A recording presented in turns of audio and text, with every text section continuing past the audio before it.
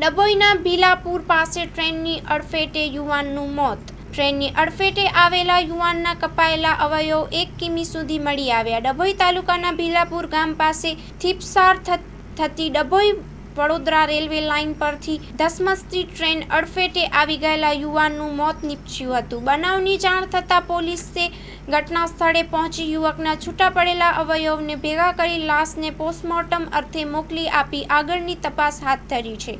ડભોઈ તાલુકાના ભીલાપુર ગામ પાસેથી પસાર થતી રેલવે લાઇન પરથી પગપાળા જઈ રહેલ યુવાનને ધસમસતી ટ્રેન અડફેટે લીધો હતો. ટ્રેનની અડફેટે આવેલા યુવાનના કપાયેલા અવયવો અને મૃત શરીર ઘટના સ્થળેથી 1 કિલોમીટરથી પણ વધુ અંતરે મળી આવેલ.